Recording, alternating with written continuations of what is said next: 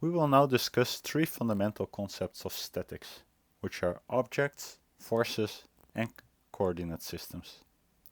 Let's start by talking about objects. In engineering and physics, we create mathematical models of real-world systems in order to perform calculations about the functioning of these systems. Creating a model is the process of making assumptions to simplify the real-world system. Here we see three ways to model objects: as a particle, as a deformable body, and as a rigid body. All these types of objects can have a mass and a position in space. However, a particle does not have dimensions. It's infinitely small. You may ask, if particles don't have dimensions, why do I see the Earth as an example of a particle? Because infinitely small particles do not exist anyway, and defining an object as a particle is only a modeling assumption. When Johannes Kepler derived the equations of planetary motion, he only considered the planets' masses but neglected their dimensions. That is, he modeled planets as particles. However, when calculating the trajectory of a long-range rocket through the atmosphere, it is needed to account for the Earth's dimensions. Therefore, the purpose of a model determines whether it's valid to assume an object to be a particle or not. The other two types of objects, deformable bodies and rigid bodies, are considered to have a size and a shape. The difference between a deformable body and a rigid body is the assumption of what happens when forces are applied to the body. In case of a deformable body, we assume that the shape of the object will change when we apply forces to the object. For example, this popsicle stick can be bent by holding it at the ends and applying forces to it. On the other hand, if the object is stiff and the force is sufficiently small, it can be assumed that the shape of the object does not change. Consider this wrench. When using it, forces act on the wrench, but you will not be able to see a change in the shape of the wrench. Well, does this mean that the wrench is a rigid body, that it is not deformable at all? The answer is no. It may not be visible to your eyes, but you can measure that it does change shape when applying forces to it, if you would have very accurate measurement equipment. Being a rigid body is not an actual property of the object, but only a modeling assumption. In the statics course, we will assume that all objects in our calculations are rigid bodies. Using these assumptions, we will be able to calculate the forces acting on many types of systems, provided that the model meets a set of requirements, which will be discussed in later lectures. If you would need to calculate the forces in any type of system, you will need to take into account the deformation of the objects as well. That will be covered later in the year in the Mechanics of Materials courses. For now, we assume that all bodies are rigid. I have been talking about forces already, but what are forces? What's the main equation of force? Force is mass times acceleration. That is, force is an interaction with an object that changes the motion of the object. It accelerates or decelerates or changes the direction of the motion. As kilogram is the unit of mass, meter per second squared is the unit of acceleration, the unit of force will be kilogram meter per second squared, which is also called Newton, N. What are examples of forces? The gravitational force is the force of the Earth pulling an object with a certain mass. The magnetic force is the repulsion or attraction of an object in a magnetic field. When placing an object on a table, the table exerts a contact force on the object that prevents the object to fall through the table. When opening a bottle, you need to apply a force on the cap in order to open it. In the statics course, you will learn to calculate the size of such forces. We may apply multiple forces to one object at the same time. And in statics, we consider rigid bodies that are subject to multiple forces at the same time. We will only consider the set of forces that keep the object in equilibrium, that is, that do not initiate motion on an object that is standing still. Let's consider the boom of this Lego crane. In case that the boom is not moving, it's in equilibrium. Let's look at the boom only. I will draw it.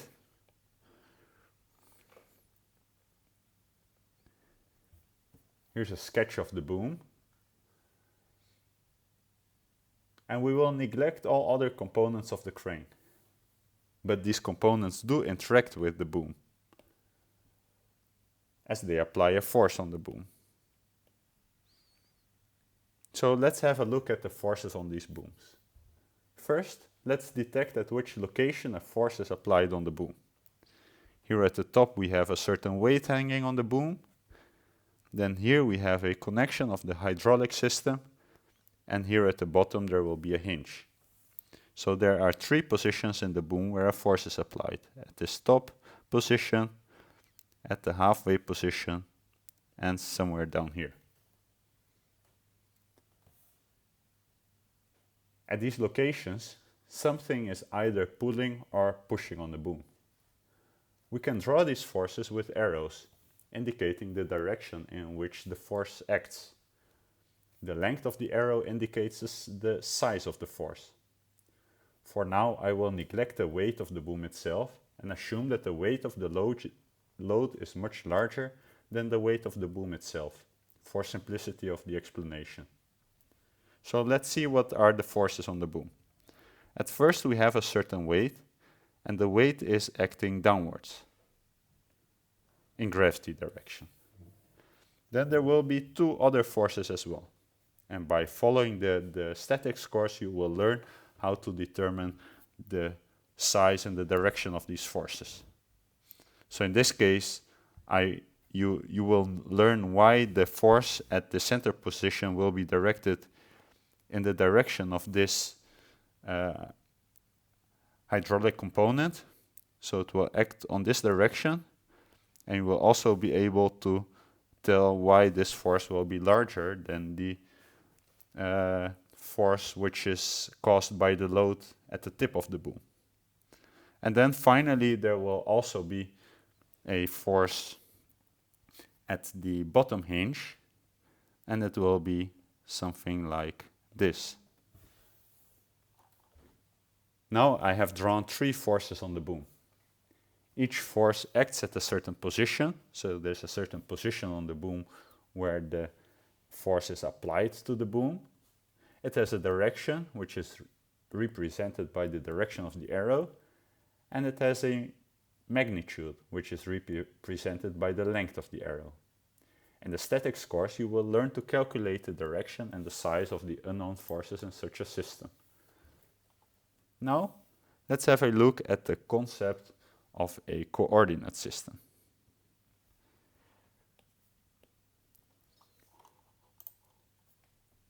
In order to include these forces in a set of equations, we need to be able to write these forces as variables. How do we quantify a force? Drawn here as an arrow with a certain length. To do so, we use some concepts from linear algebra. Linear algebra is a branch of mathematics concerning with linear equations. One of the concepts of linear algebra is a vector. To define a vector, we need to define a coordinate system first. In this case, we are looking to a system in 2 dimensions only, and therefore we will define a 2D coordinate system. Later in the course, we will discuss 3D coordinate systems as well. I will copy the boom and define 2 different coordinate systems, because the definition of a coordinate system is a modeling choice. It can be defined in any direction. So here I am copying the boom. And let's first define a coordinate system, a first coordinate system. let's define it in this way. X direction in horizontal direction and a Y direction in vertical direction. We can now rewrite each force arrow as a vector. To do so, we must split each force arrow into a size in X direction and a size in Y direction. So let's have a look.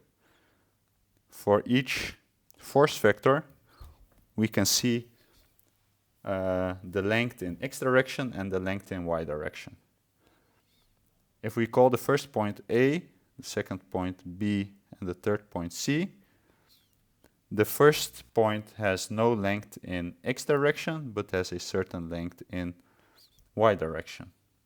For the second vector, we can see that the length in X direction is this length, and the length in Y direction is this length. And for point C, we can see that the length in X direction is this length, and the length in Y direction is this length.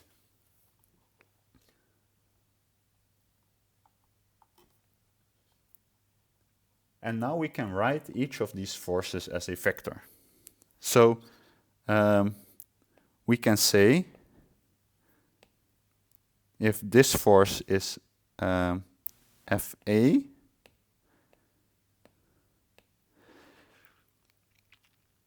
then we can write it as a vector by giving it two components, which are the length in X direction, which in this case is 0, and the length in Y direction, which let's say assume it's -1. I'm just assuming certain values because I do not know the exact values, but by doing this, I show that you can write this force vector Fa in between square brackets as a component in X direction, which is 0, and a component in Y direction, which is -1, because the arrow points in negative Y direction.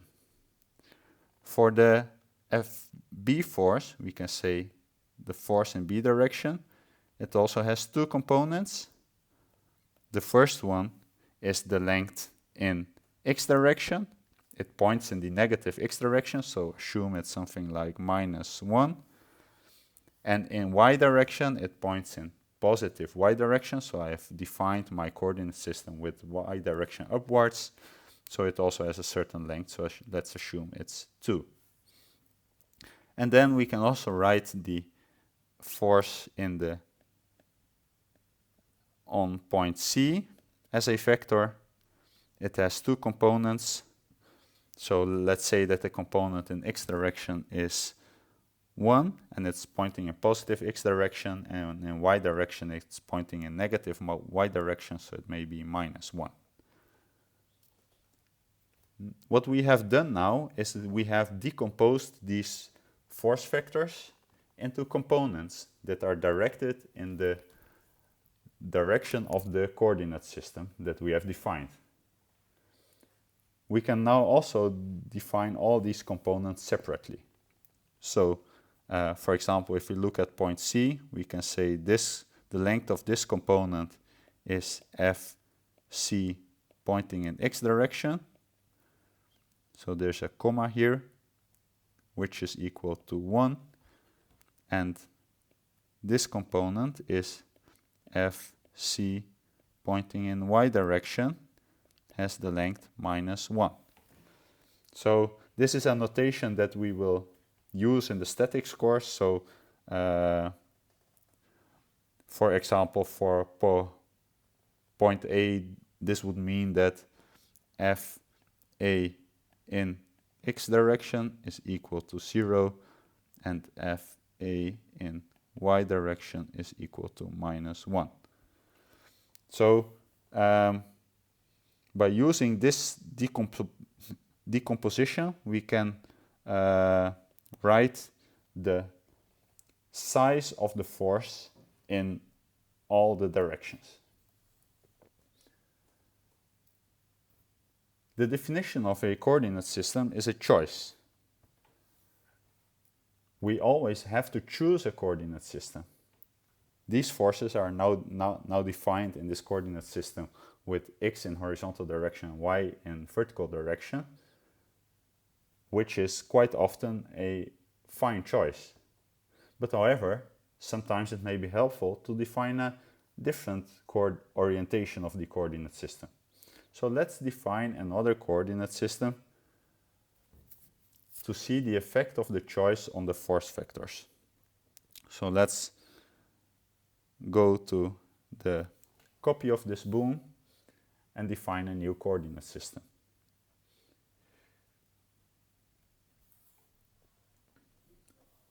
So we could define a coordinate system with the x direction in the direction of the boom,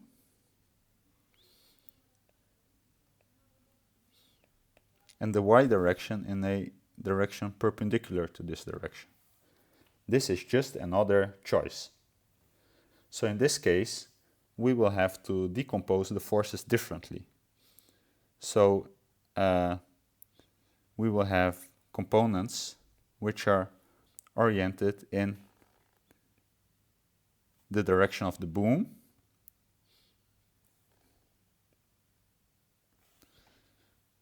and also for point B, and we will have components which are oriented perpendicular to this direction of the boom.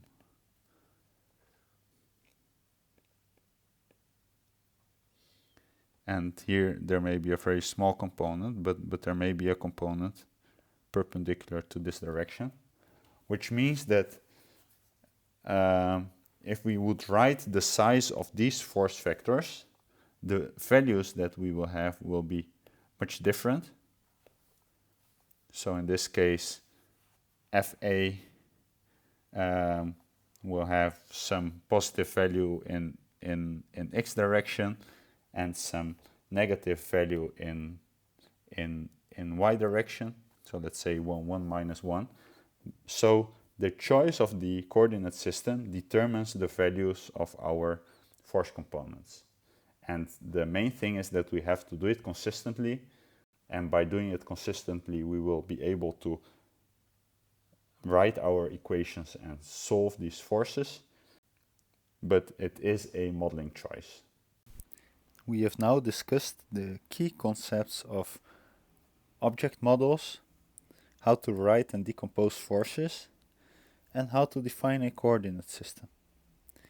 In the next video we will have a look at Newton's laws of motion.